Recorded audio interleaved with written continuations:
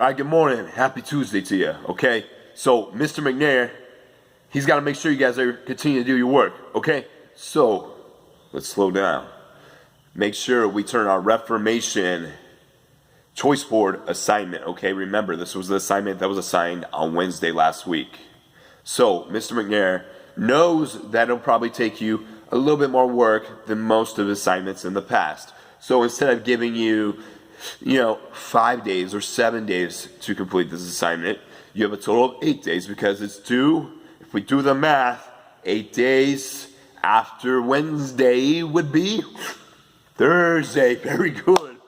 Okay, so it's going to be due on Thursday. If you have any questions, by all means, hop in on the Zoom, because seriously, ask me content questions, ask me anything, okay? I get bored of talking about random shenanigans, okay? But moving forward, so I want to talk about and touch on a little bit more of this history regarding Martin Luther and the Reformation and so forth. So last time we discussed the 97 Theses, which, sometimes you guys don't hear about, but 97 Theses is actually a lot more interesting in my opinion. And then we talked about the 95 Theses, which is, the infamous or the more famous one that was posted in Wittenberg, okay, and the Holy Roman Empire at the time, okay? So, now, by the way, like some of these words that I'm pronouncing, I might butcher them. Don't worry, I butcher most words that, I don't speak or am accustomed to their language, okay? So this is all going to be from a Germanic, German, Holy Roman language of the time, okay?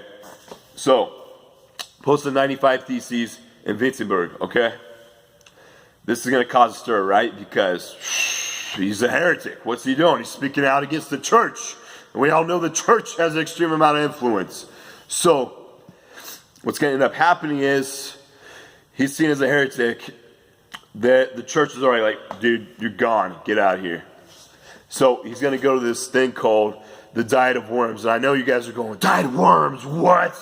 They're going to go eat worms, Mr. McNair? Wrong. But not a bad guess, okay?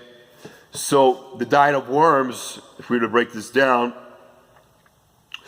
the diet is going to, or imperial diet, I should say. An imperial diet, whenever you guys hear this, you'll hear this a lot in the Holy Roman Empire, but you can also hear this in other places throughout history. But an imperial diet basically means this is going to be a form of assembly, okay? It's going to be where some government is going to go meet.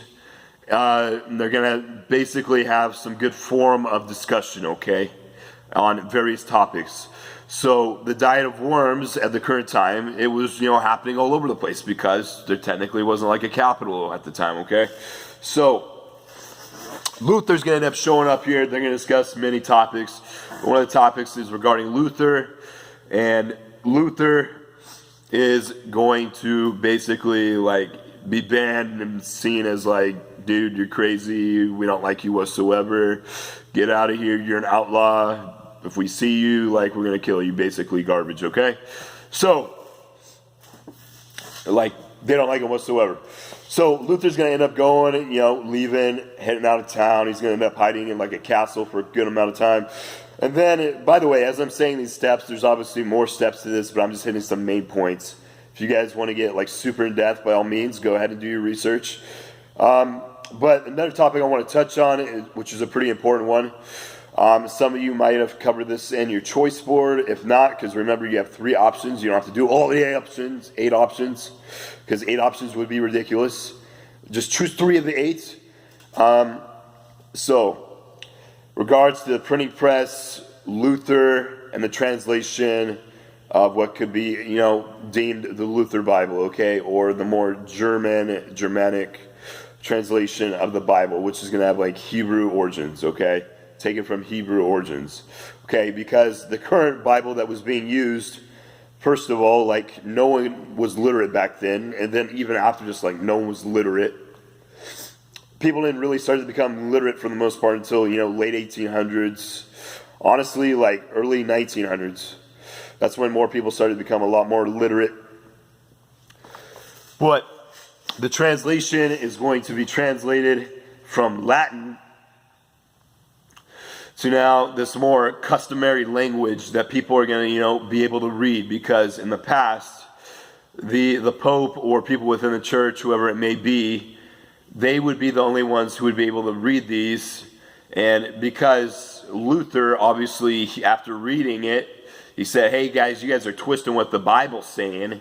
But the common man, the common people, they don't know any better because they can't read it because it's not in their language. So Luther's going to go ahead and translate the New Testament and start to publish that with the use of the printing press around 1521, 1522. And then a little bit later, around 1534 or so, he is going to have the whole translation of the Bible. And by the way, this is like, boom, bestseller. Bible throughout history has been traditionally like a bestseller at multiple points. It always is like the top dog when it comes to ultimate sales. But so Luther's translation, he's going to sell like over 200,000 copies within the next like 20 years of his life before he dies.